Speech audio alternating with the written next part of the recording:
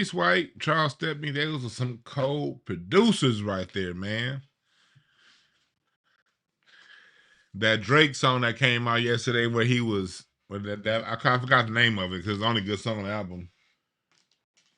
When they did that, when he sampled Free from Denise Williams, I had to go back and listen to that album.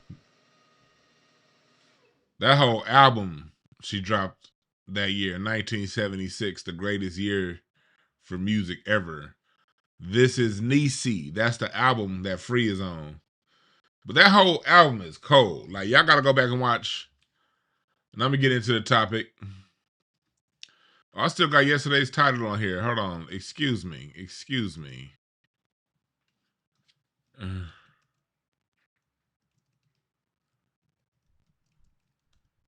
There we go. Let me fix that. There we go. I still got yesterday's title on it. But man, I was listening to this album. This album is so dope, man. I'm telling y'all.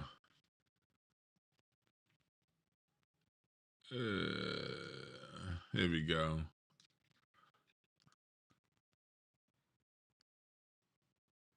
This album right here. This is Niecy album. You want to listen to some good ass top level premium R&B? You're going to listen. This is Denise Williams' best album right here. Make sure y'all check that out. I might do a classic album review on this album. But man, this album right here, man, shit. That's where you get that.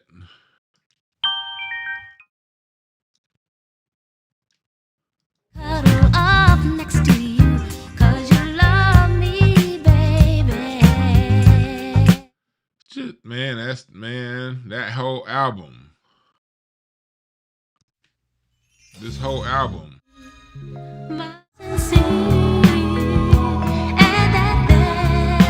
You want to listen to the real melodies, the real music. Listen to that album, 1976. This is Niecy. Maurice White production, Charles Stepney production, right before Charles Stepney died.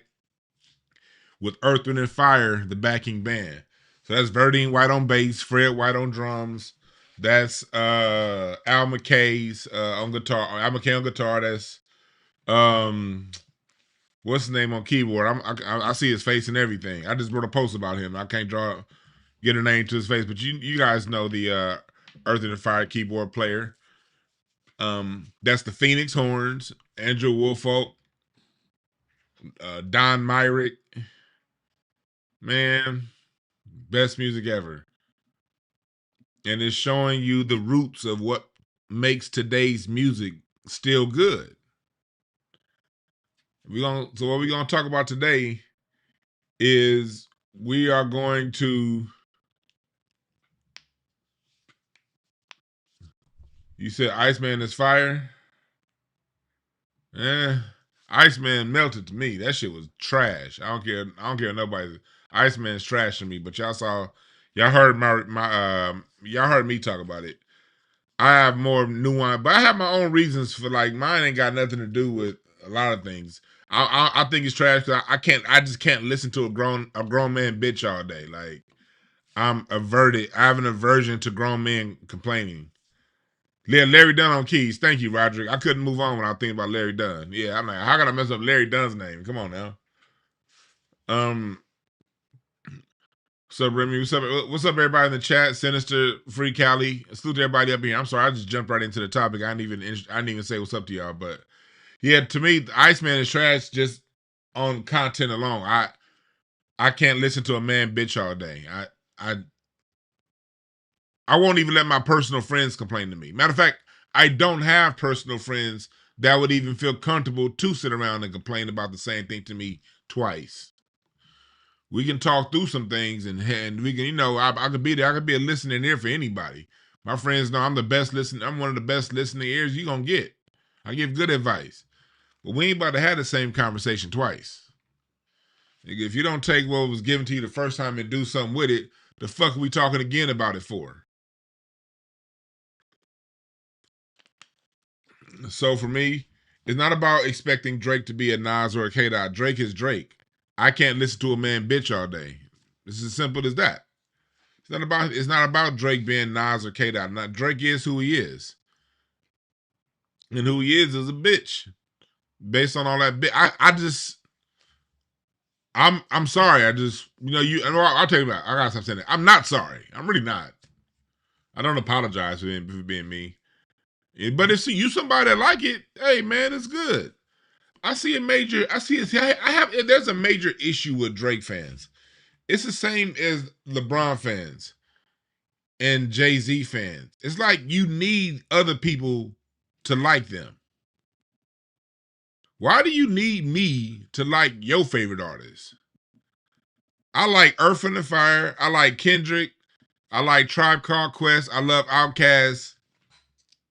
I love Rhapsody. I love No Name.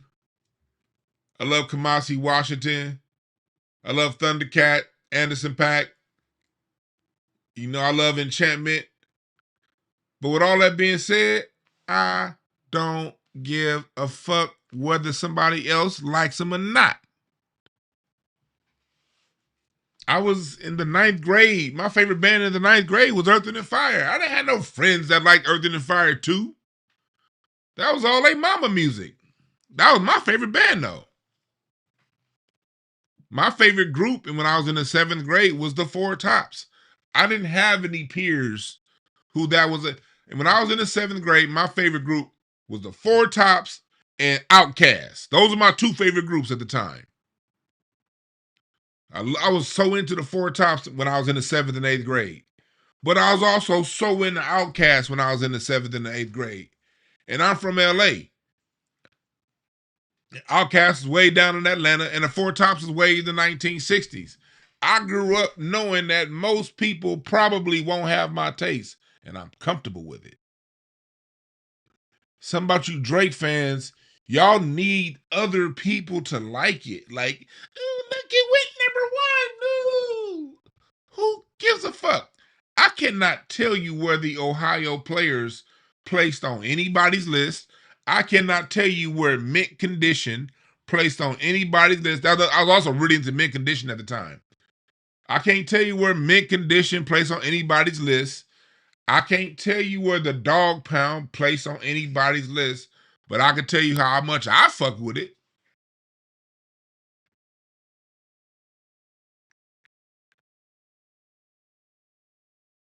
I don't give a fuck if the next person likes it or not. That's right, Renee Thomas. Yeah, Rufus. I was hella into Rufus and Shaka Khan when I was in the 10th grade. I got into Rufus and Shaka Khan real strong when I was in the 10th grade. When I heard that song, "You got the love to give me the strength to keep on living." When I heard that Ray Parker Jr. guitar lick, that's what got me into Shaka Khan. That's Ray Parker Jr. on guitar. When I heard this shit, man, my that's why I'm be looking in the chat. Y'all be throwing me off. But when I heard this guitar lick, that's not here. When I heard this guitar lick,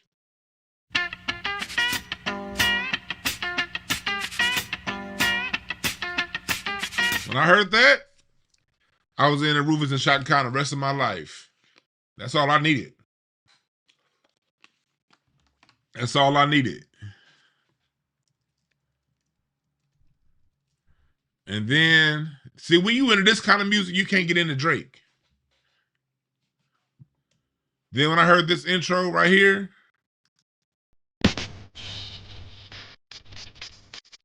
they changed keys right here. Ooh, when I heard that, I said, yeah, give me some more of this music. I can't fuck with this. I can't fuck with 112. I was listening to 112. Give it a try. Okay, that was cool. But then I heard this shit. I said, nah. Give me my daddy's music. Fuck all that. But Drake fans, that goes to y'all. Y'all need to be cool with y'all being cool with Drake. Drake is always going to sell. Drake is always going to be very popular. He's released way too much music to ever become unpopular. He will always be popular. But you niggas got to get cool within yourselves. Because this MAGA shift that we about to talk about is real. And you nigga Drake lovers gonna be out there looking crazy if y'all don't pay attention to what's going on. And that's what we talking about today, Drake's MAGA shift. And then we're going to get into talking about how this is what Ice Cube predicted. When Ice Cube made the song True to the Game,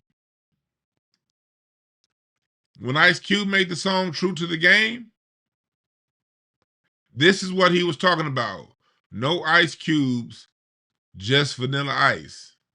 Now we got a vanilla ass ice album. So we're going to talk about that progression. And I meant to have my Patreon up. Patreon, I apologize. I meant to have a card reading tier up for you guys right now. Patreon folks, get to me on your card reading questions, because I meant to have an after show on Patreon, but I see it didn't schedule. So if you're on Patreon, inbox me. And I didn't get back to like 3 of y'all. So inbox me again on Patreon for your card reading questions, all right? Got a lot going on this side of town. Got a lot going on over here. Got a lot going on over here. Got a lot going on. Got a lot going on. So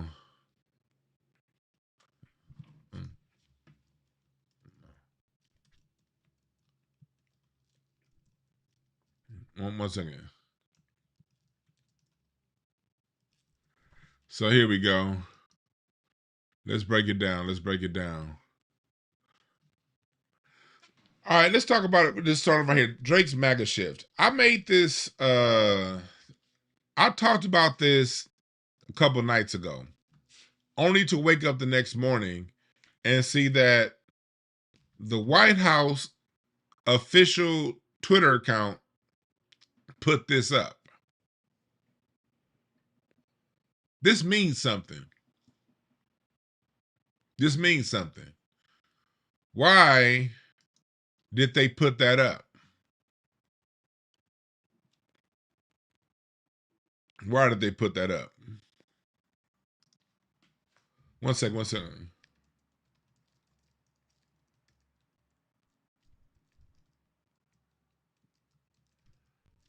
I'm trying to look for the tweet.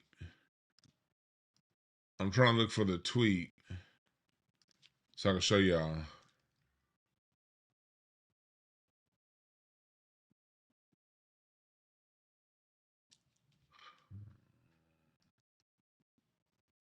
Here we go, because I want to show y'all the tweet.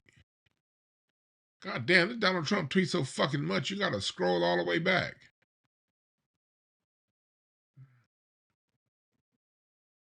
Here it is. I want y'all to see the tweet.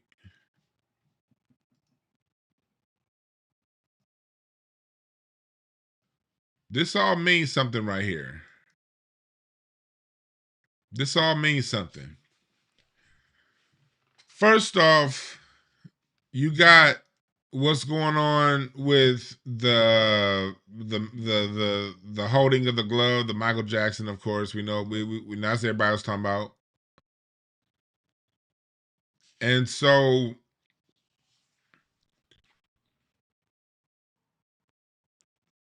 on one level, you have the bunny rabbit. And the bunny rabbit sign is a sign that a lot of these secret society, that these people that are behind on these elite levels, that's a sex symbol. That's on one level. The bunny rabbit sign, which is a sex symbol. But when you see MAGA pick this up, as I explained the other day on this very show, that's the white supremacist logo that Drake was putting up. That's white power.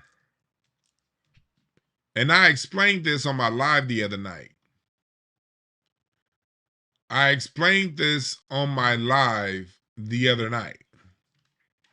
This is something that we've been talking about here on this channel for a few years now. Like, I had some dude that left a comment after one of the videos. Here we go. This is from the ACLU. I had someone that was commenting on my video was like, "Man, I've been watching you for a while, man, but this is a reach." Well, if you've been watching me for a while, you'd understand that we had a show breaking down these hand signals on this channel about 4 years ago, like 2022, I think, sometime around like 2022. I had a show breaking down these hand signals and what this means because they call the OK symbol, but that's a symbol that like Stephen Miller uses. A lot of like Donald Trump's racist punks use this sign, and they've been using it for a long time. It's a code word. It's a code signal. The White House is very, very, very, very, very. This is a MAGA thing. Who remembers this when they when the White House invited all those media members down? Let me show y'all this one. This is like when the White House invited all those media members down. They were going all throughout the White House putting that sign up.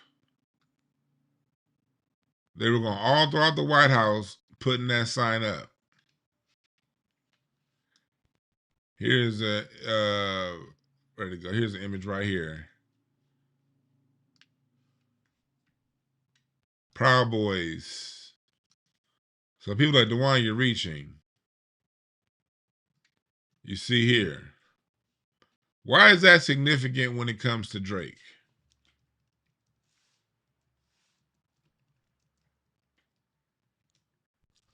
Well,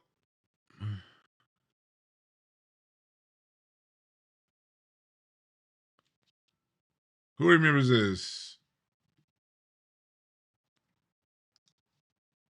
Let me see here. This is a 2018 article from the Vancouver Sun.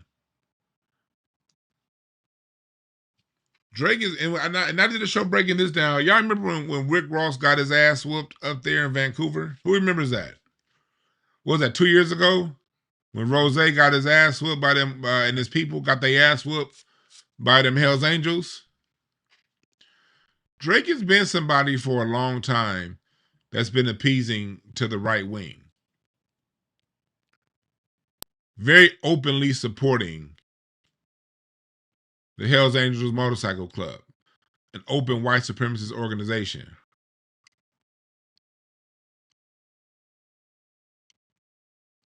He's always thrown these dog whistles out to his mother's side of the family.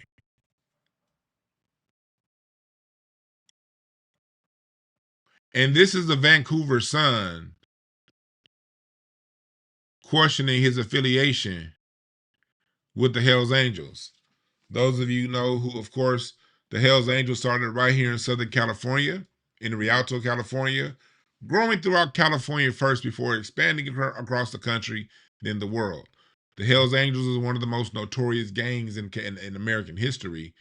They've been known for a lot of anti-government and also anti-black racism, and they've been terrorizing people all across the country for a long time.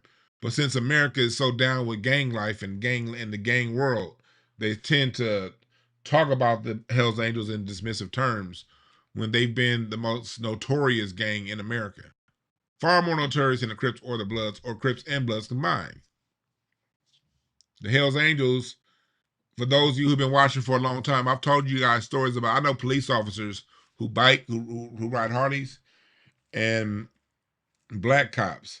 And I've been told by black LAPD officers that when the LAPD go through Ventura County going up north, the white boys, when it's like they have to notify the Hells Angels that they going through. The Hells Angels control, allegedly, I've heard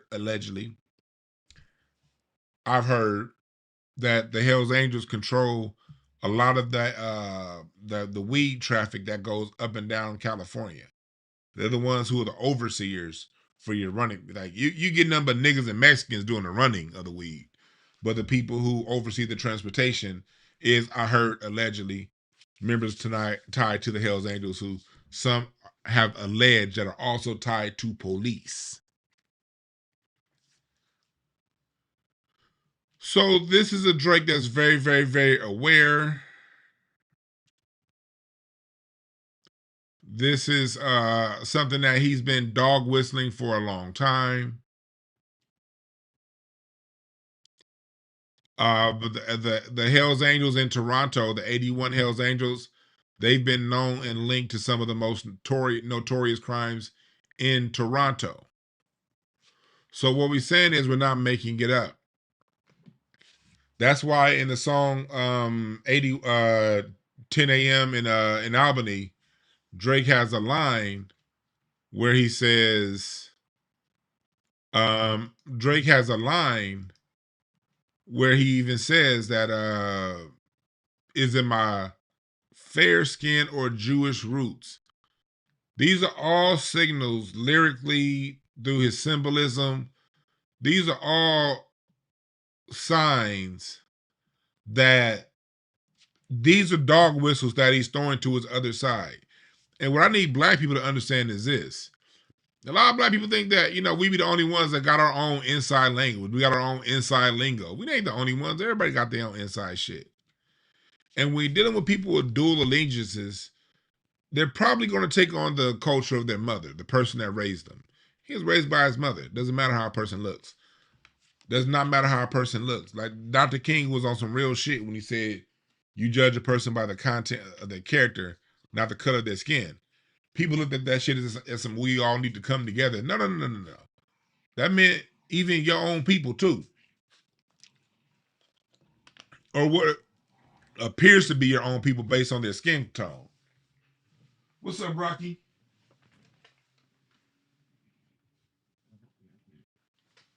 Everybody say what's up to Rocky. Everybody say what's up to Rocky. We ain't gonna be too much longer, Rocky. I know you gotta take a shit. I know you gotta take a shit, so we ain't gonna be too much longer, all right?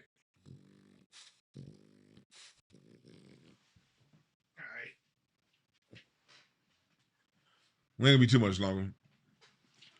So when you're talking about this, when a song like They Not Like Us comes out, and first off, before that, Drake told Kendrick in Family Matters, you're rapping like you're trying to free the slaves.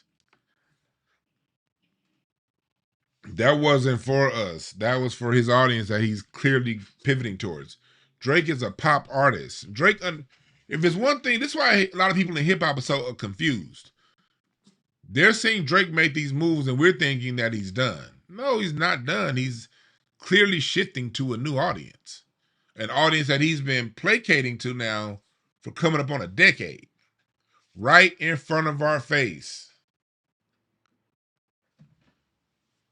The minute he said you rapping like you free the slaves, anybody who's down with Black American culture should have been off this nigga. He had been making it clear before that. But that wasn't him speaking to us. That was him speaking to everybody else. And also him speaking to the black folks that don't like being black. Let's be real. It's still a very, very, very, very, very large majority, I would say possible majority, of black people who really don't like being black. Even the ones that speak out like they Malcolm X, they a lot of times they just mad that they don't get the benefits of white society. Not that they love being they love being black. They hate that they're not white. That's a lot of black people, and we got to deal with that. That's a very, very, very, very, very harsh reality. And I'm not, again, let's make this very clear. I'm not talking about people who just like Drake's music. I'm talking about these people who are like these obsessive owl types. I'm talking about them. Niggas putting owls up in their profile. I'm talking about them niggas.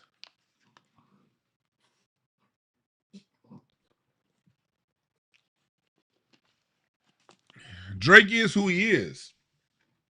And Drake represents a lot of people who are like that.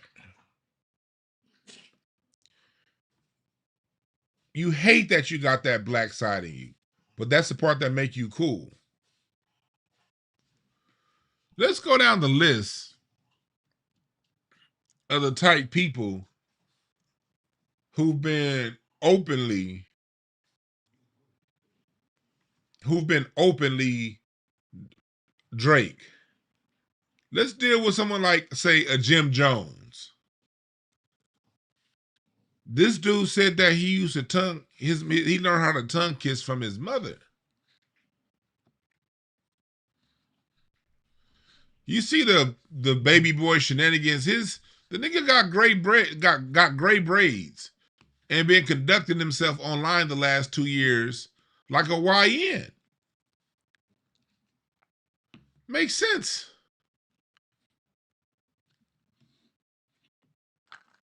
Makes sense. Makes complete sense.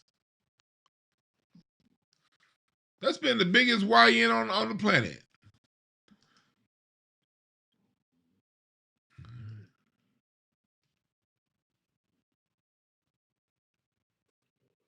Look at this. Let me go online. Look at some more of the brothers that are openly Drake. Kevin Durant.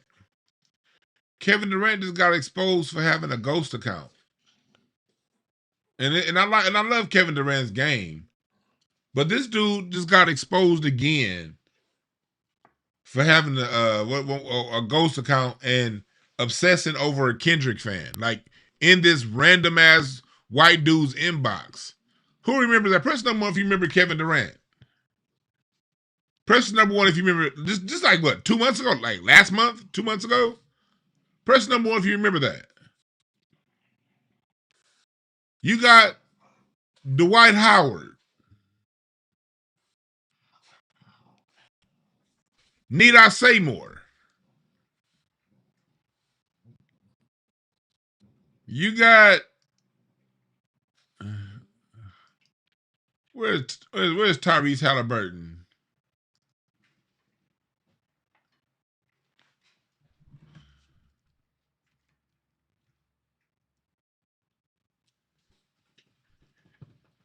Y'all remember Tyrese Halliburton?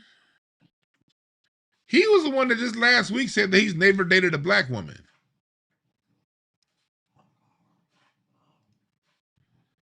There are a lot of culturally confused Negroes.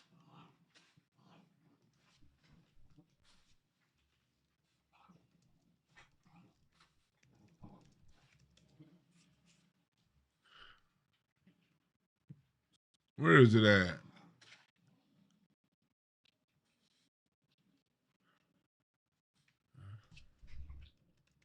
Let me see if I can find it. Oh, it's not coming up. But these are the cats that we talking about. Just last week, Tyrese Halliburton talking about I never fucked with a black woman. It's a lot of this out here. But look at Scarface. Even Scarface understood that meant white power. I don't know if you guys have noticed, but a lot of these tethers aside with white supremacy, Myron Gaines, that's kind of a tether game, a kind of a tether thing. Drake has been dog whistling right in front of you motherfuckers' faces for about a decade now. A little longer than a decade. This did not come from nowhere. And if you've been paying attention, listening to the lyrics, watching the moves, this should not surprise you. This doesn't happen. None of this is happening in a vacuum. This is what you call a pattern of behavior. That's real talk, down. Why did Jim Jones pick that name, right?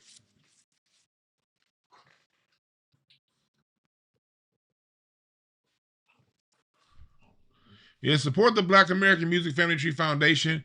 Hit the donate button right now. If you're feeling what we're talking about, the music tree,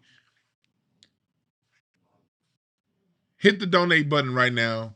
It says fundraiser right here on the thing. See what it says fundraisers? All of the money goes directly towards the foundation.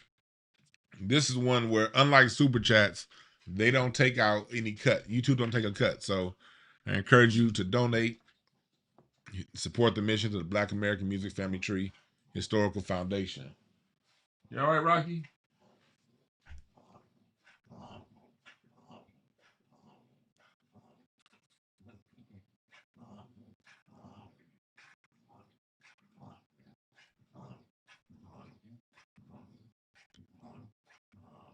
But understand this.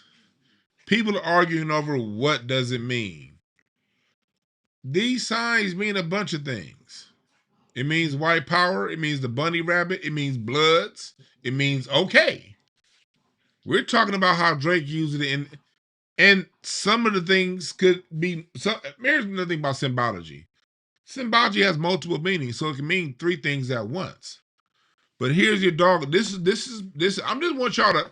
All I'm doing is pointing out to you how this shit works. You can either accept or reject it. Okay.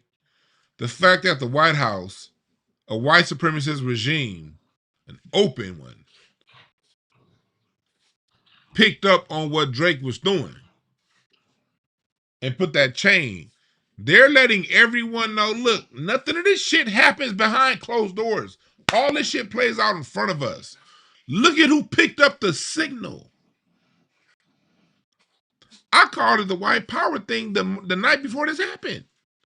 I woke up to this. The night after I told y'all what it was. This ain't no just marketing, people. This is from the White House.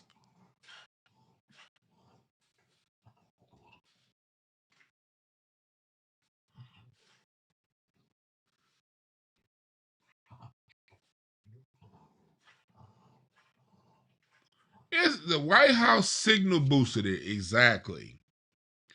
Does it have other meanings too? Of course. Things have multiple meanings. But this signal boost told you what this one was about. And guess what? Everybody except for niggas in denial picked up on it. How about that? How about that? So I don't mind. You niggas can argue with me all day. I'm not going to argue with you back because I understand when that signal boost was picked up by someone who's been boosting signals for about a decade to the other side. But you're not, see, look, you're not going to get this from most nigga news because niggas don't pay attention to white supremacy. Niggas act like this shit don't exist and we are our own worst problems. And especially hip hop niggas, they act like hip hop is just some shit that happens in a vacuum. Like there's no larger world context around it. So you're not going to get this shit from your day-to-day podcast. But I've been paying attention to the breadcrumbs for a long time. I don't have to go back and remember because I saw that Toronto 81 when it happened. And this was doing, what was that? 2018, what was that, Scorpion? Wasn't that the Scorpion time? People was in the Scorpion. I was like, why does this nigga have on that, huh? While everybody else was, I was like, I wonder what that's about. But since he had only worn that 81 shirt that one time, it was like, okay, I feel something. But at the time, I didn't have anything else to connect it to. So I just put it in the back of my memory banks. Then when I heard, because Drake is just not interesting to me. His music's not interesting. Nothing he does is interesting to me. So I don't pay that close attention to him.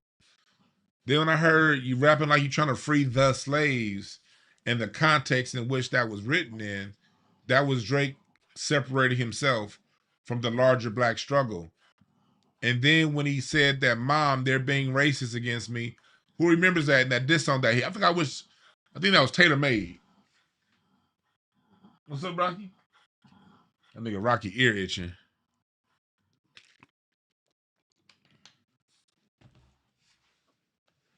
So when I saw that, I said, okay.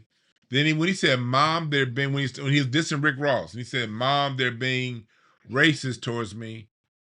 Then in this last track, he said he was Aiden Ross before Aiden Ross. Why did he use Aiden Ross and not Kai Cenat? Why did he use Aiden Ross and not I Show Speed? Why did he use Aiden Ross? You got to ask these questions. What is Aiden Ross? Aiden Ross is viral, yeah, but he's not as viral as I Show Speed. He's not as viral as Kai Cenat. Why did he use Aiden Ross? Aiden Ross is also someone who aligns himself with white supremacists. Okay. Y'all gotta listen. Because I know what signals they're picking up on.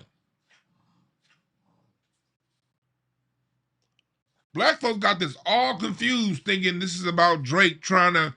No, he's never going to be part of our culture again, nor does he want to be, nor does he need to be. Like Thought Crime said, Kanye opened up hip hop to the alt-right. Now the alt-right is all the way in. That cancer is in. And it ain't just Kanye that appeals towards the alt-right. It's also Drake. Now, if you still want to jam to his music, I don't give a fuck. Listen to Drake all you want. Fuck. You like his music, you like his music. Who cares? Who cares? I'm just telling you what you're you motherfucker. You know who I'm just telling you what you're in for. I'm just showing you what the game is. And you can roll with it or not roll with it. I don't give a damn. Yep, Aiden's also a small hat. Right. Right.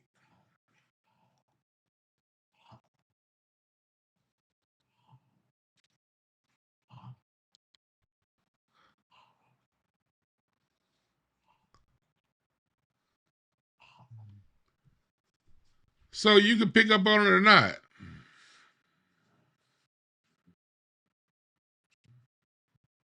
You can pick up on it or not.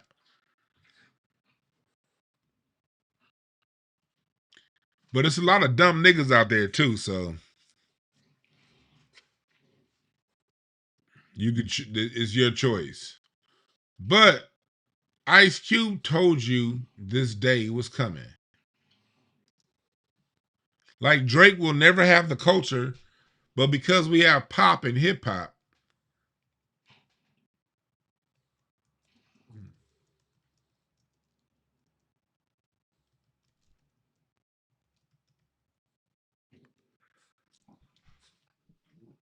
Ice Cube warned us long before we knew there was a person that was going to be coming out one named Drake.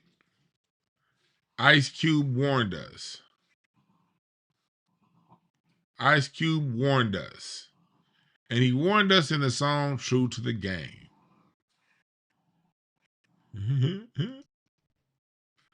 I wrote with that. We said masculine men don't listen to Drake. Exactly. That's how yeah. Now, I will say this.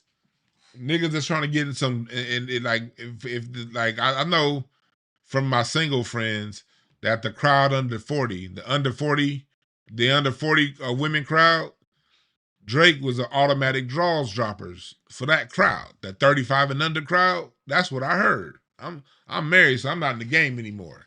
So if a dude is listening to some of that older Drake for the ladies, I get it. If it's for the ladies, if the ladies are in the car and that's what they like, that's what you got to play if you're a single man. You dig what I'm saying? That's what you got to play if you're a single man. If you in a car with a chick, I get it. That older Drake, you always gonna play it. It's gonna remind you of times when you was, yeah. I get that. I understand that completely. You got to do what the ladies want when they in your car for my single fellas. You doing the right thing. You doing God's work. I'm talking about you niggas that listen to him all alone and you getting your feelings when somebody else don't like him. You niggas are the poison. You dudes that throw a hissy fit because somebody else don't agree with you on how you feel about Drake. That's who the issue is. I ain't talking about you niggas that throw Drake on because you just trying to get the draws real quick. Y'all gotta do what y'all gotta do.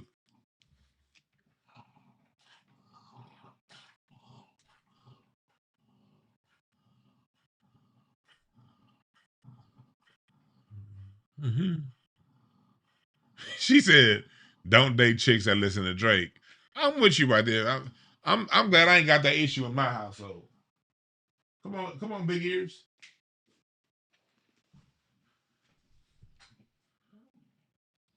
Mm. So we about to shift into Ice Cube talking about Drake, but let me Rocky over here itching. Let me give Rocky some Benadryl so he can calm down, and then we gonna talk about the next. We gonna talk about part number 2 about Ice Cube warning us about Drake. Be back in like 30 seconds, y'all. 30, 45 seconds.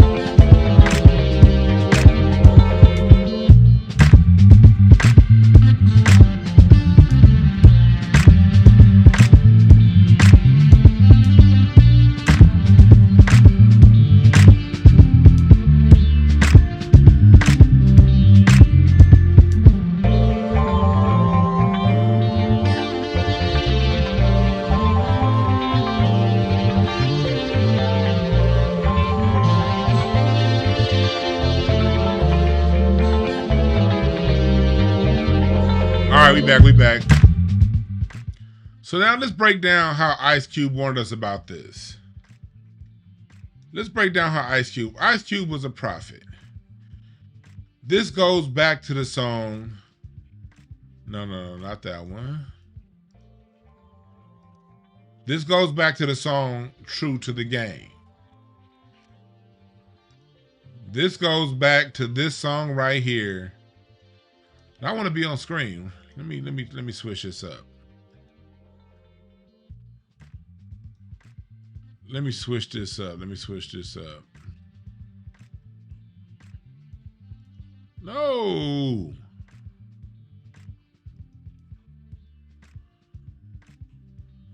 All right, cool. Here we go. Let me turn that background music down. This goes back to this.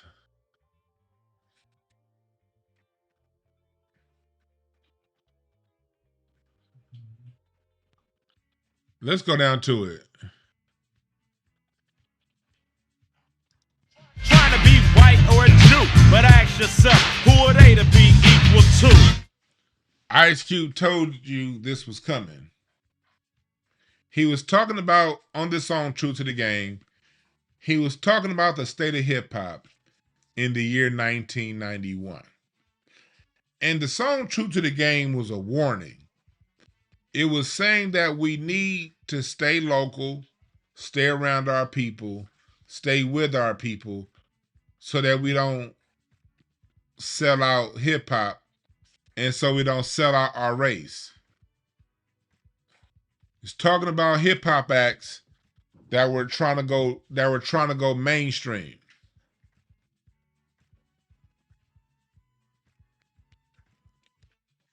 Let me see. Here it is.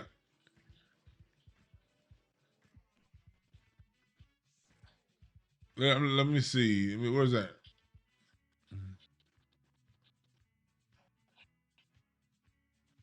Let me go to the part I want to say.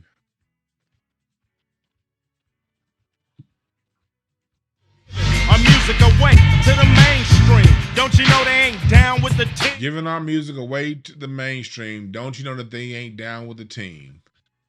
They just sent their boss over, put a bug in your ear, and now you crossed over. He's warning you. But before we even get to that part, he was talking about when you first started rhyming, you started off slow, then you started climbing. But it wasn't fast enough, I guess, so you gave your other style a test. You was hardcore hip hop. Now look, boy, you done flip flop. Remember Drake, how he kept changing things up, and people were like, "Oh man, Drake, man, he knows how to rap flip." No, he wasn't rapping and flipping. He was taking other people's styles. In a lot of ways, Jay-Z took a lot of people's styles. He was just a better, I won't say better, Jay-Z is a better mimic than Drake. He was a parrot mimic just like Jay-Z. This is a lane that Jay-Z opened up. Ice Cube told you about these kind of niggas before they even came out. Watch out for these people. What he was basically saying in this song is, watch out for people that are changing up to be with the trend. He's not saying not watch out people don't change. He's saying watch out for the trendy one, the trendy rapper. The rapper that's coming in, jumping on trends. This is what Cube is warning you about in True to the Game. He's warning you to watch out for rappers that are jumping on trends. Because they'll be the first ones to give our music to the mainstream. Don't you know that they ain't down with the team? They said now you on MTV, but they don't care. They'll have a new nigga next year. And what Drake is finding out right now is, this is the part that Drake is finding out right now, why he's been so bitter the last 2 years since Kendrick slaughtered him. He thought he was always going to be that guy. And he will always be that guy to an extent, but not to the level that he wants. But Drake is a hybrid. I mean, he's a mutt. He can go to the other side. This is the warning to you black Americans right here. This is why you really can't do it, because you won't have no more white fans and no more soul.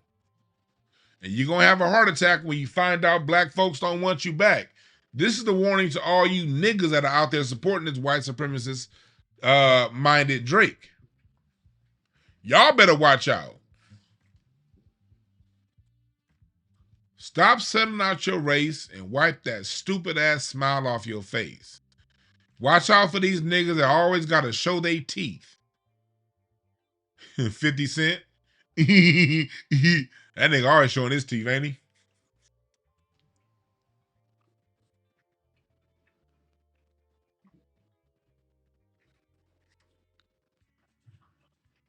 A message to the Oreo cookie.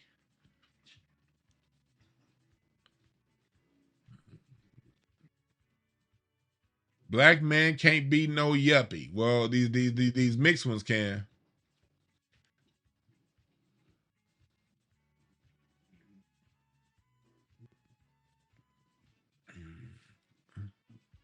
I want to get to the other part. I wish I could play this, but I can't. I'm looking for the part where he talks. I wish if I could play it, I can get to it.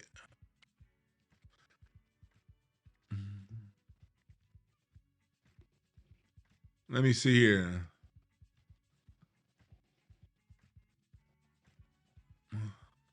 Where he says, pretty soon hip hop won't be so nice. No Ice Cube, just Vanilla Ice. That's the part I'm looking for.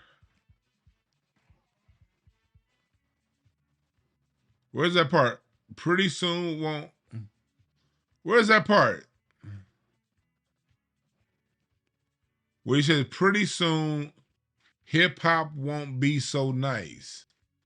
No Ice Cube, just Vanilla Ice.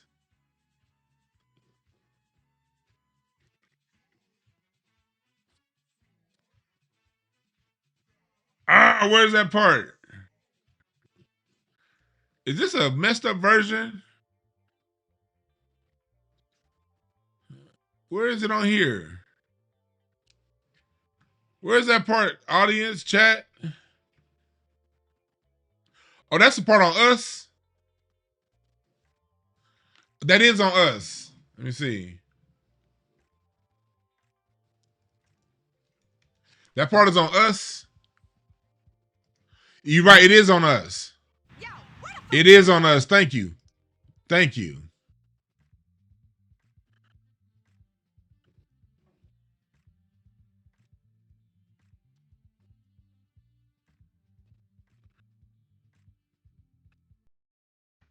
Here it is. Yeah, that's it. Thank you.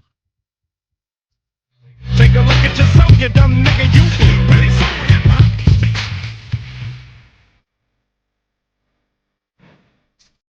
And is that not where we are right now? Pretty soon, hip hop won't be so nice. No ice cubes, just vanilla ice. And what do we have right now? A vanilla bland ass ice album that a lot of people like, and you can like it. I don't care, but I don't give a fuck what nobody says. That nigga's voice is boring, has no depth. His sound is monotone. It's flat. It doesn't. It's off key. It's off beat. No pocket. Just riding on top of the beat, not interwoven within the beat. All things that appeal to massive audience, pop audiences. It's flat. It's easy. It's lollipop. That's why Drake is pop rapper. There's no feeling to his music. And that's what pop is. Pop is black American music minus the feeling. Or with a lot of the feeling taken out. That's what pop is. Pop's always been. Pop has always been black American music minus the feeling. Whether it be pop country, because we are the country artists, but you take the feeling out, now it becomes white folks country. We created rock and roll. You take the feeling out, it becomes the Beatles and the Rolling Stones. The Rolling Stones are just muddy waters devoid of the feeling.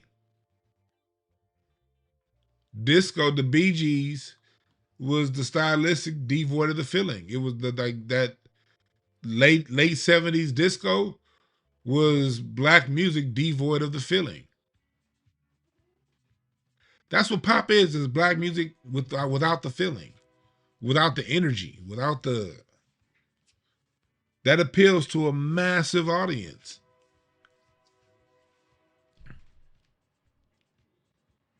And Drake found that lane.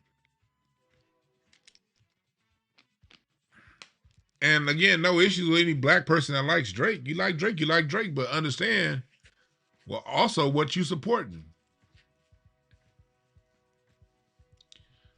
Also understand what you supporting. Nigga dog whistling right in your face. And bitching the whole time.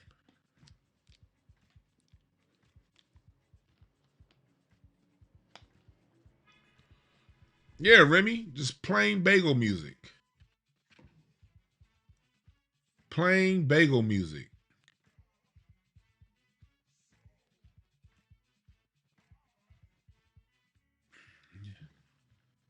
That's what that is.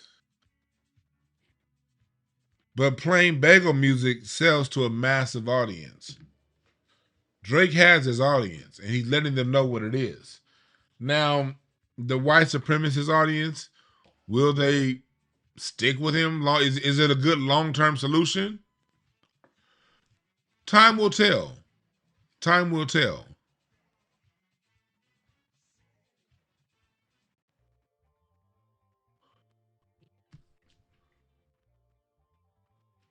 No, the BG said on their own documentary that they were sounding like the Stylistics. The BG said on their own documentary that they originally were sounding like the Beatles, and it didn't work for them. The BG said on their own documentary they didn't start to hit until they started to make their voices to sound like the Stylistics and Blue Magic and the Philadelphia Soul sound. And when the BGs decided to start sounding like the Philly Soul Stylistics, that's when you get that I'm staying alive. You get that from them. That's their version. That's their flip on the Stylistics. That was according to the BG documentary. That's what they said. I didn't make it up. But yeah, they may not rock with them for long. Sometimes it's just, hey, we got somebody that's on our side.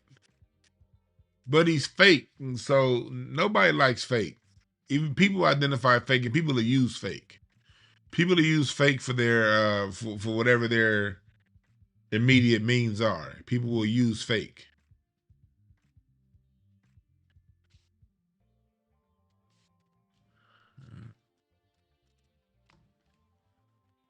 Somebody asked me how do we feel about Houston. Don't worry about how I feel. I'm a grown man. What's up, do the math? But yeah, this is Tekashi 6ix9ine. This is Vlad TV. This is Adam 22. Drake that's the audience. Look at DJ Academics. That's who Drake. That's his audience. People, these niggas ain't loyal for shit. I mean, you look at 50. All these are a whole bunch of backstabbers that we talking about. Whole bunch of people since they've been in the public eye have been very fake, and weird. So yeah, I expect them to like Drake. I just can't. As a man, I just can't. I can't even if the music is good. Let's just say the music is really good. If the content is you bitching about another nigga, my skin crawls.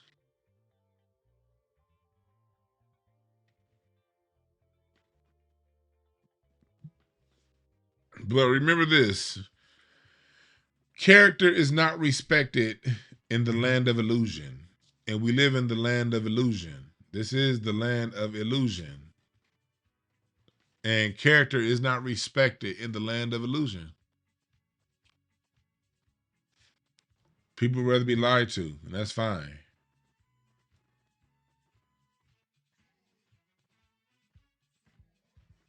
Mm.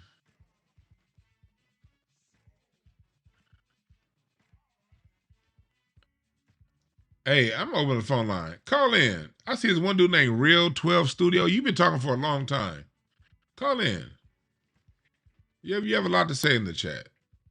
323-705-5150. You have a lot to say in the chat.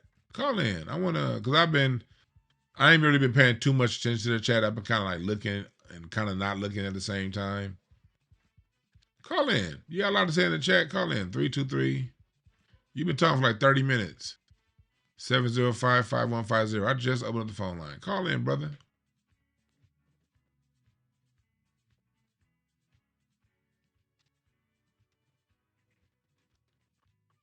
Call in.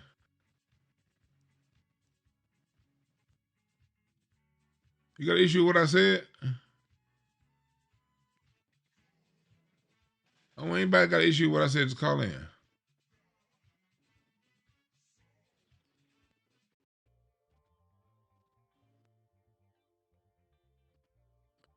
That's the real talk, Mr. Smoke.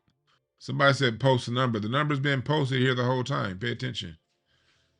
323-705-5150. It's been there the whole time. I just now opened up the line. I had to close. It's open now. As a matter of fact, I got a pop-up, and it was a bill from Zoom. I was like, oh, shit. Okay, yeah, I do got Zoom. They just charged me this month. So like, well, let me use the motherfucker real quick.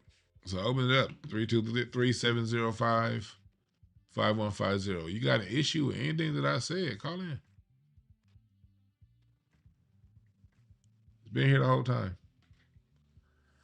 Cause if you can spend that much time typing, cause I didn't see everything the dude said in the chat, cause I was kind of looking and not looking,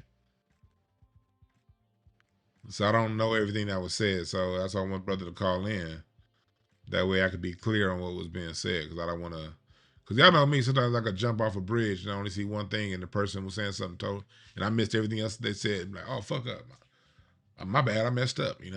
I can do that, so I don't want to do that this time. I don't want to jump off and accuse somebody of saying something that they weren't actually trying to say.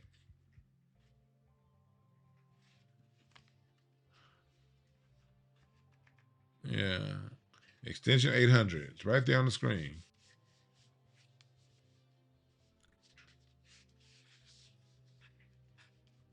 I don't think he's gonna call, honestly. I don't think he's gonna call. And for those of you going to be at the Hidden History Museum, I will be having an in-person raffle for a signed Black American Music Family Tree. If you're not going to be at the museum, you cannot be a part of the raffle because you got to be there. But you still donate if you like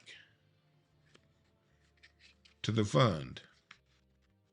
You still donate. Okay, that person's not going to call in. They're not going to call in. That's another reason why I don't respect the Drake fanboy. Y'all just being y'all feelings and shit. Like, I don't like men in their feelings. That bothers. I feel like I get uncomfortable when I'm around a dude that's all up in their feelings.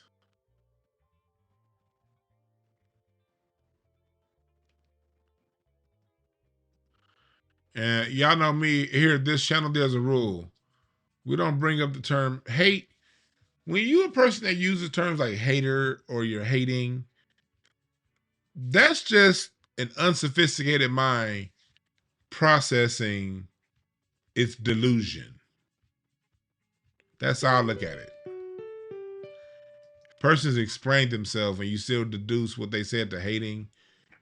I just probably don't have the mental enzymes to break down what was being said. What's up, caller? What's the name? Where you calling from? It's Real 12. Well, so what's on your mind, brother? I didn't get to see all your comments. I saw a few here and a few there. Explain yourself, my brother. I want to make sure I'm clear. No, it's nothing to really explain. I'm not a super Drake fan or anything like that. I haven't even heard past few of his albums. I heard a few things on the radio and whatnot. But I think the one thing that I'm seeing a lot of bloggers, reviewers of the albums. And I think people not understanding one thing, that Drake is a global artist. He has never primarily been mainly in the American hip hop game. He's never dedicated himself fully to American hip hop. He's always been targeting Australia, overseas, England, London. And we gotta remember one thing: he's Canadian. So I think we expect him to be something that he's never gonna be.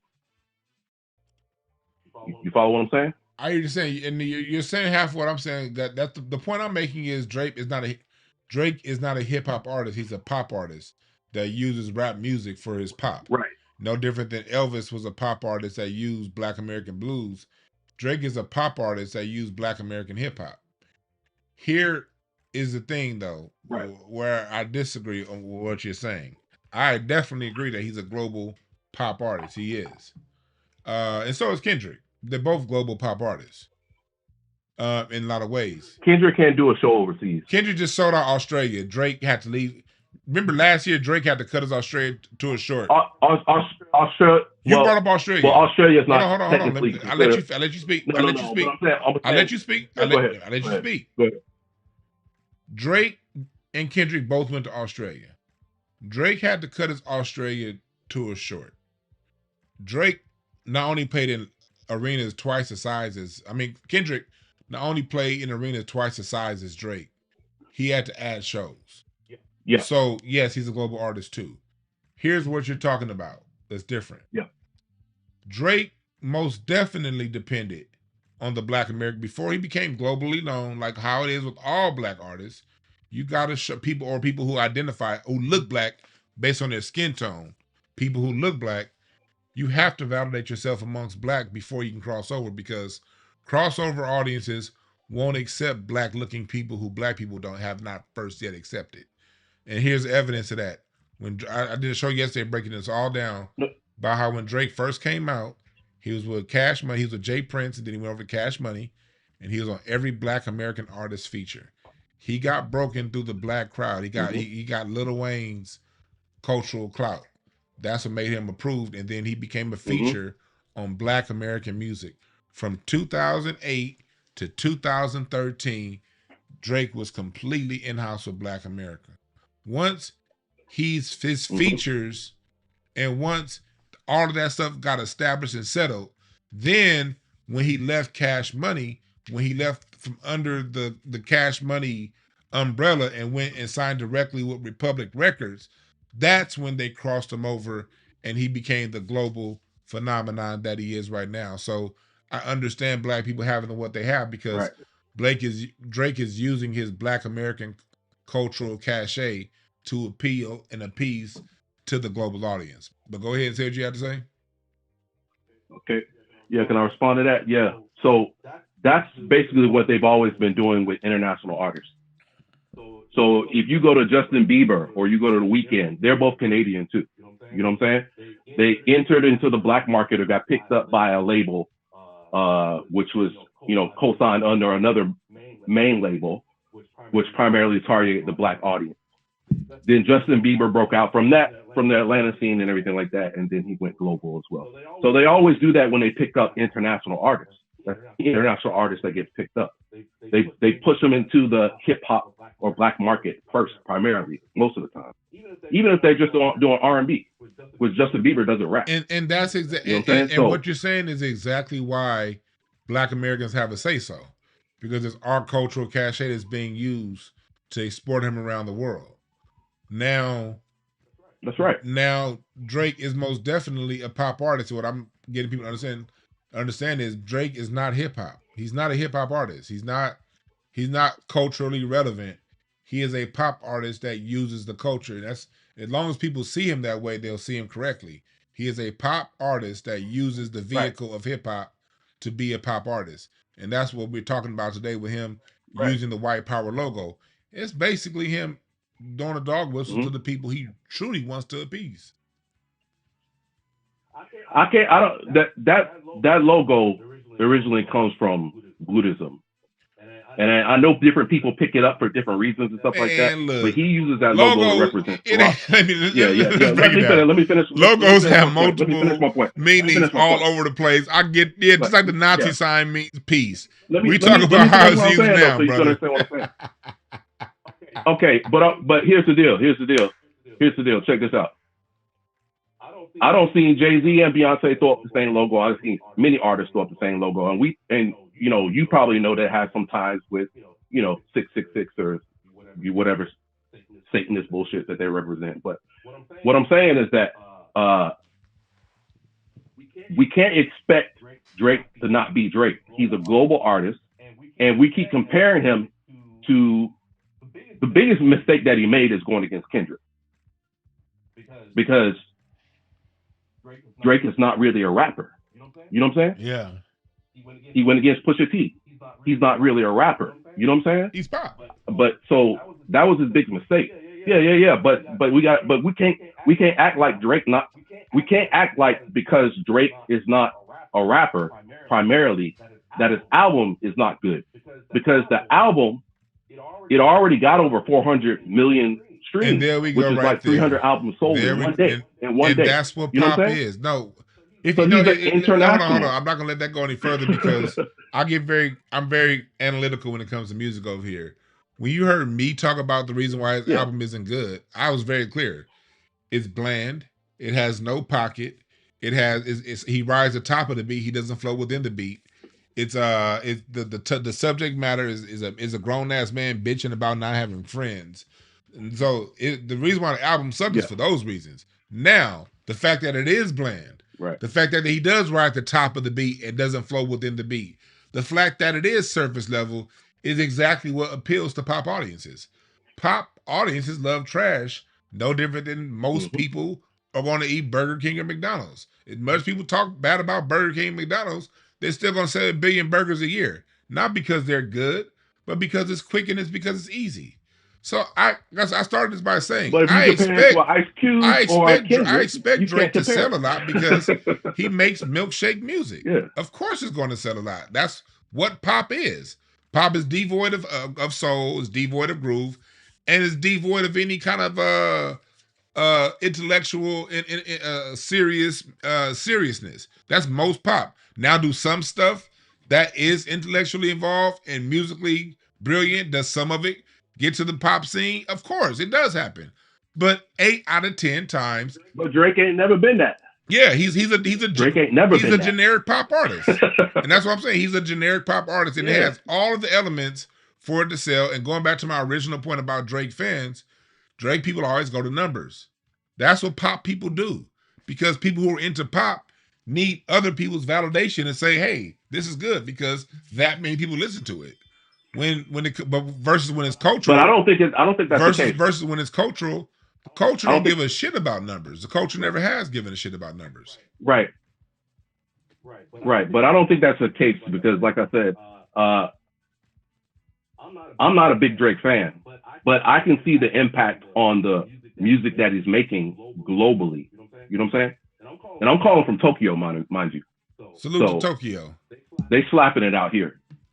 Yeah, they slapping it out here and like I already, said, going I crazy. expect it. So I'm just saying, internationally, they're, you know, yeah. But I think also what you meant when Drake canceled that tour, I think he left because his father had cancer.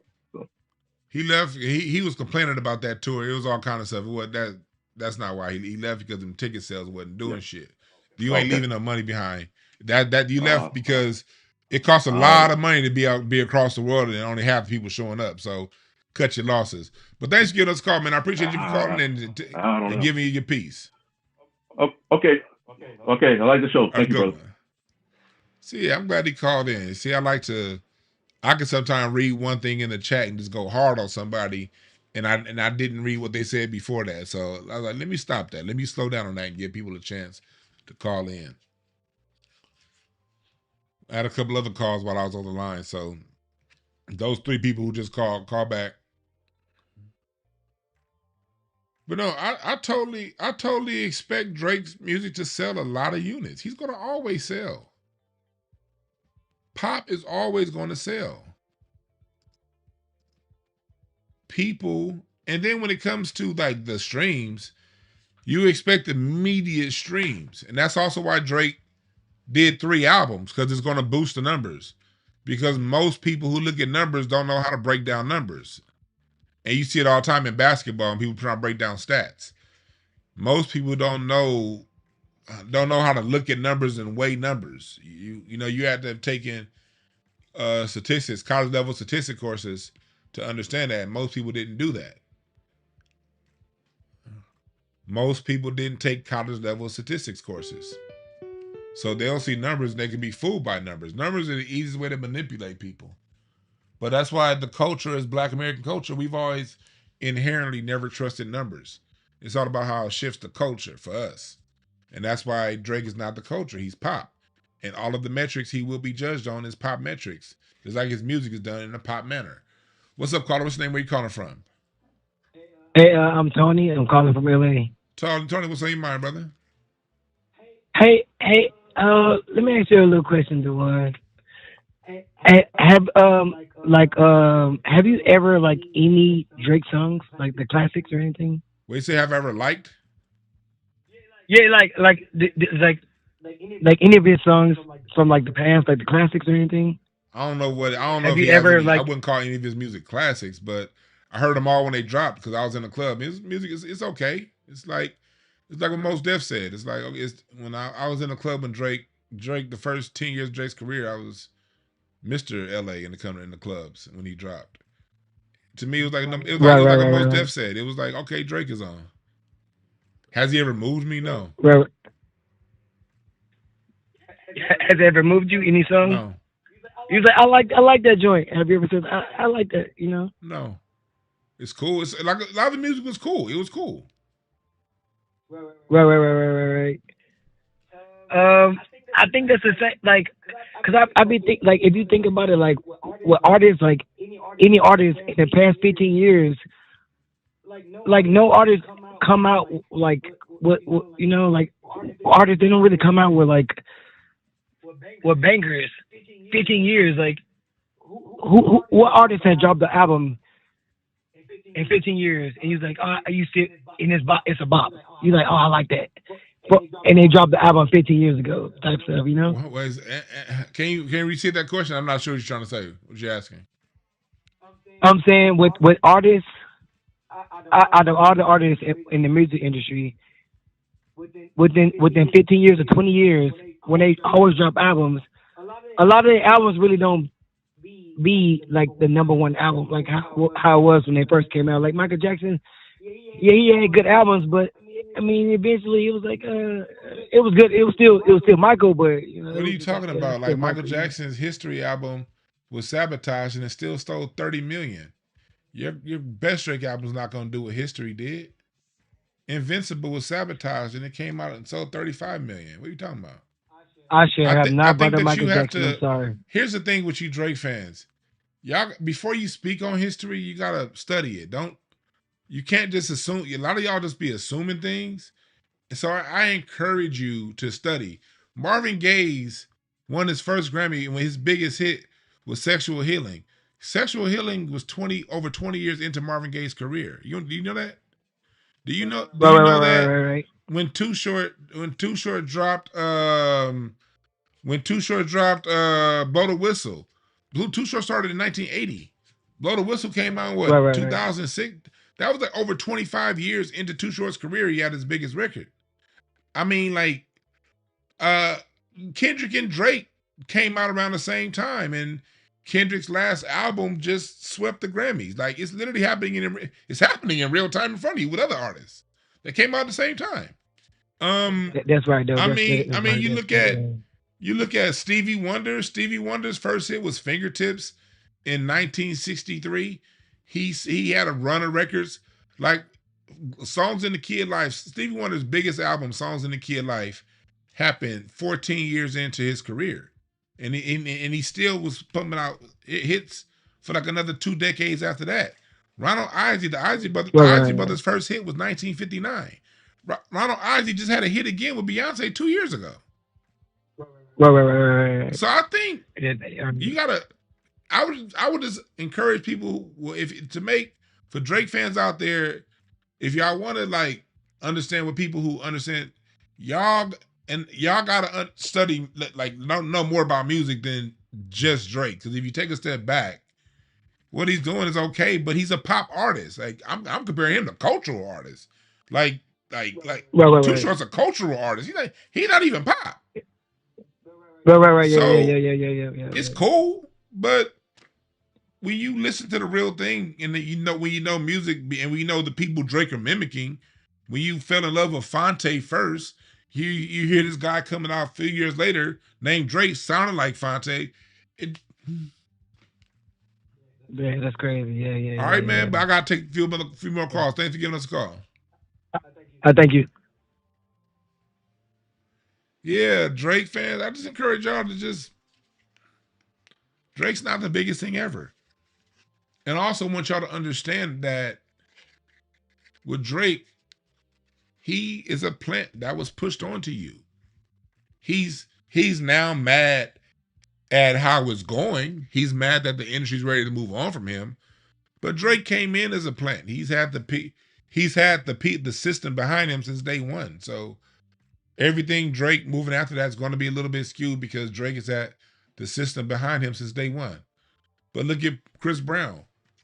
Although I think Chris Brown's like, I don't like Chris Brown's music either. I feel the same way about Chris Brown music that I do Drake's music. But Chris Brown's had the industry against him for like 15 years now, and he's still. Chris Brown can sell out a bigger venue than Drake.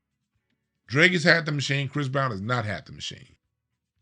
Imagine if Chris Brown had the machine behind him the last 10, 15 years like Drake did.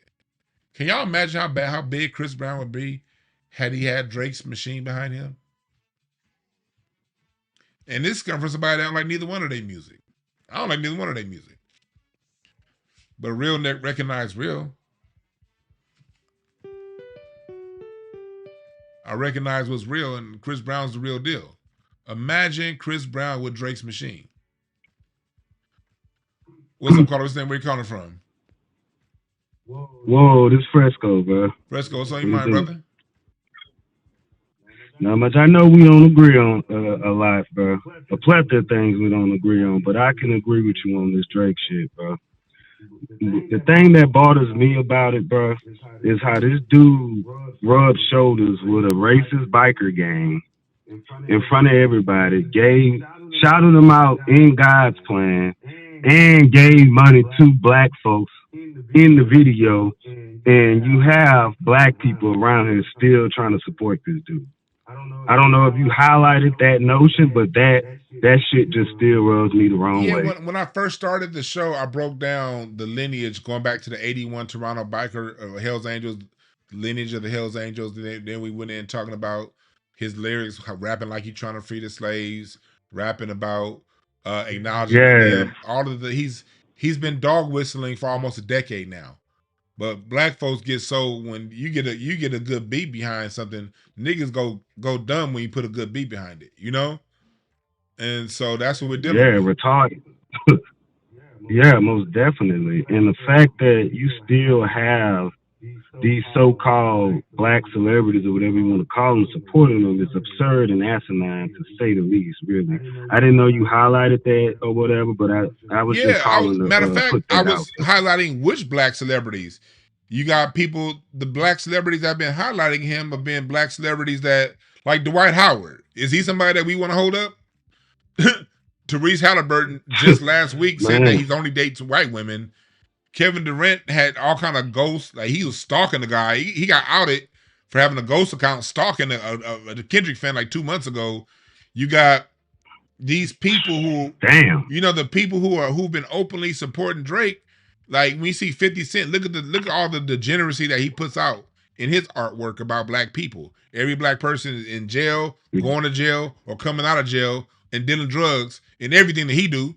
Like what name one positive image 50 Yeah, Cent ever put out about black people. So when you're looking at the black people who are pro Drake, not all, but the ones who are like out there, these are the kind of niggas, the real niggas kind of look at like sideways.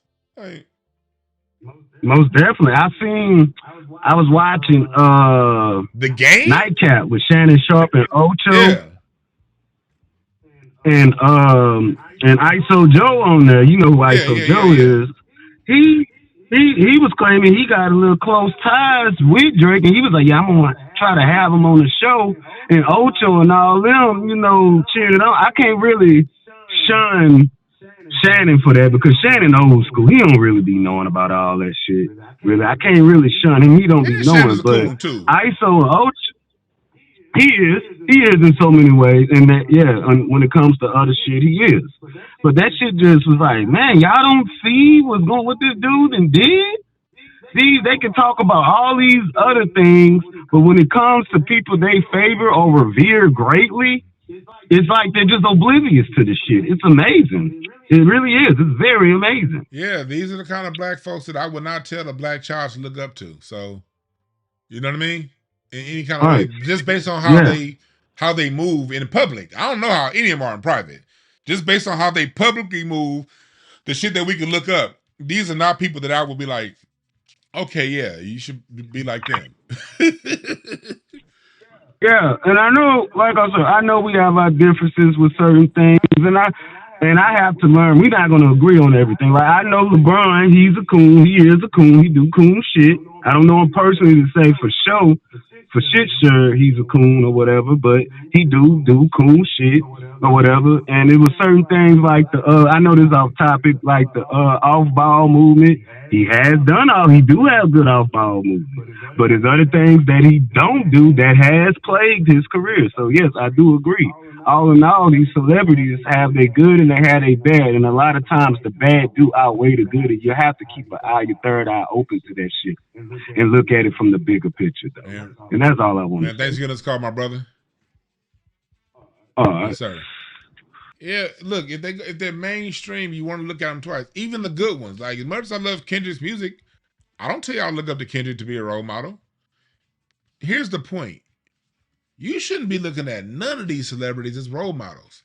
The whole point is to take what they give you that helps you grow and be a better person and use it and let everything else fly. How about that? How about you be the person, you be the living example for your kids and for the kids around you. I wouldn't tell kids to look at none of these niggas, especially if the mainstream points them out. The most I would tell the kids I would tell them to look at how Jaylen Brown moves off the court. But I would also point out to a kid, if you move like this as a black man, you're never gonna get a chance at winning MVP. If you want to win MVP, you gotta shuck and jive and be a goofball. So I would tell black kids, Do you want the accolades or do you want the substance? If you want the substance, you can't be looking at these people who get all the accolades, because getting accolades is a part of playing a certain game. That at some point that game is gonna pull your string. That's what I tell kids. Don't look up at none of these niggas, even the good ones. And there's some good ones out there. And appreciate the good ones, but don't let them be your fucking role model. No. None of them. None of them.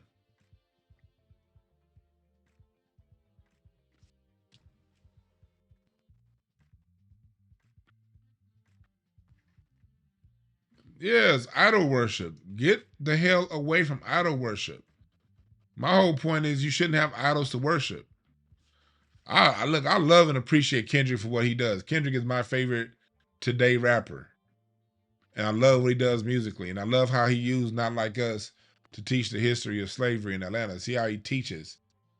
I love a lot of what Kendrick does. But I still wouldn't tell kids. I would say, look at how Kendrick moves. Look at how he uses his podium to spread truths about Black American history. Look at how he uses his microphone to call out BS. Be inspired by that. If you ever get a microphone, you use your microphone to call out BS. You use your microphone to teach about Black American history and what we go through.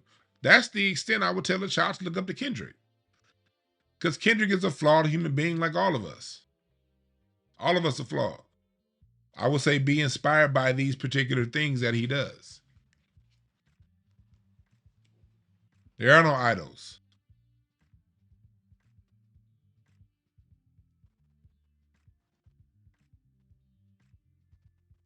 There are no idols.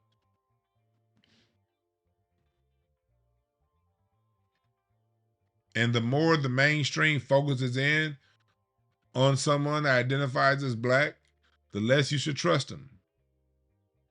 Jay-Z, when their name gets mentioned and everything, LeBron, don't trust them. If they just love a nigga too much, watch the fuck out. But they're still going to do some things that are good.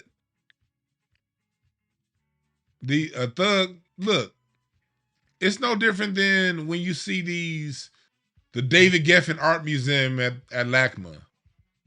When you see the J. Paul Getty Museum. J. Paul Getty was a thug, thief, criminal, allegedly. But if you look up the story of the Getty Foundation and J. Paul Getty, that was a thug of thugs. But he created a museum that stores a lot of stolen, but art. But he was a complete thug. I'm not going to look at that museum and be like, oh, he's such a great person. No, that museum was paid for with blood money. He's a thug. Now, I'm still going to frequent the museum and I'm going to appreciate the artwork that's in it. But I'm not going to forget that J. Paul Getty ain't a thug. Look at Griffith Park here in LA. Look here in LA. Do y'all know the story of Griffith Park and the Griffith Park Observatory? Press number 1 if you know the story of Griffith Park and the Griffith Park Observatory.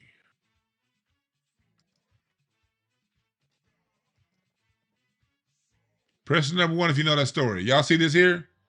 This is the Griffith Park Observatory. I have it as my back screen.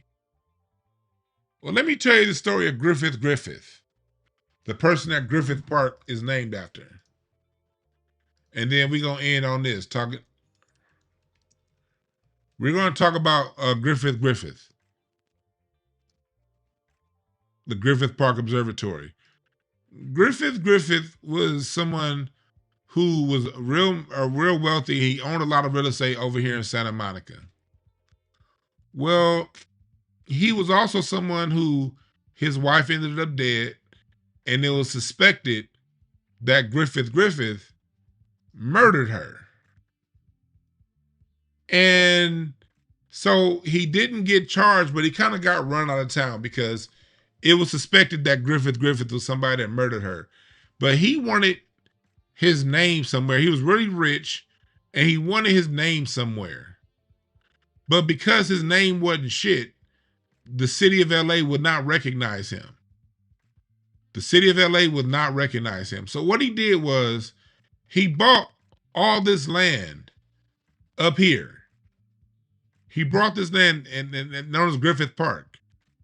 And he set up a will and he set up a trust. And he said that there be this satellite observation deck built in the name of his trust. Now I might be getting some minor details wrong because I'm telling y'all the story off the top of my head. I'm not reading it. So I might have some details here and there that are off. Just letting you know. But this is the overall gist of the story. He bought this land and he had his trust build this observatory. And this observatory was built over 20 years after his death. And in the trust, as it got built, he had to be in the stipulation in the trust be, I want this to be named after me. So now when you come to LA and you hear about Griffith Park and the Griffith Park Observatory, you have a positive outlook. You have a positive association with his name because he's the name behind this beautiful, wonderful park in Southern California that millions of people frequent every year when they visit LA. It still doesn't change the fact that he was a suspected murderer. That when he died, nobody liked, and he was not liked enough to get his name put on shit. But because he had the money and the exposure, he ended up dying a hero long after his death. And 100 years after his death, he's known as a hero. When in life, he was known as a murderer that no one wanted to be associated with.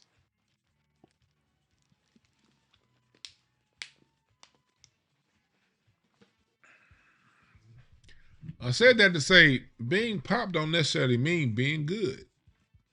It don't mean being great. It just means having the media and the backing to back your play, whatever that is, to make you look like it is in a positive light. And Drake has gotten that for a long time. Now, when he leaves UMG, because remember, UMG's not going to sabotage him while they're still making money off of him. Why would they do that? They're not sabotaging him now. But let's see what they do if and when he decides to leave.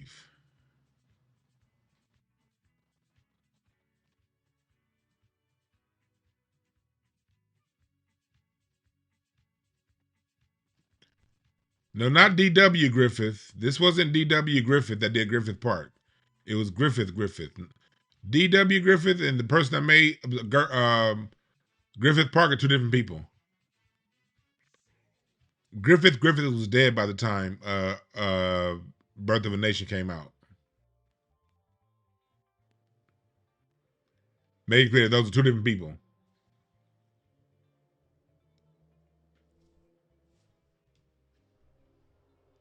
Yeah. I was about to get off. I'll take the one last call. I'll take the one last call. What's up, caller? What's the name? Where you calling from? What up? This is Pure Etc. calling from Atlanta. Yes, what's on your mind, brother? I'm just tuning in. I just wanted to know. I just came in on the episode. I just want to know what was going on. This Drake MAGA shit. Oh, for that, man, I would encourage you to start the replay over when we sign off because I was very detailed and that can't be explained in a 2-minute conversation. I was extremely detailed, so I would encourage you to go back and listen to the beginning of the show.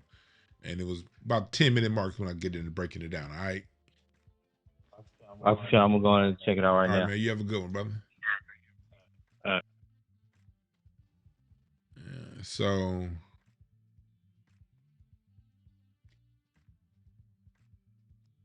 Yeah, the orphan train, but yeah, it's our part. Make sure you hit the like button. And when we about to sign off, and when we sign off, make sure y'all leave a comment after we sign off so we can push this in the algorithm. All right. Make sure y'all leave us a comment, man. But don't give our. This is what happens when you give our music away to the mainstream. It becomes this. And if you black, you want to listen, I don't give a fuck what you're listening to. Just understand what you're signal boosting, all right? Understand what you're signal boosting. All right? Y'all have a good one. We out.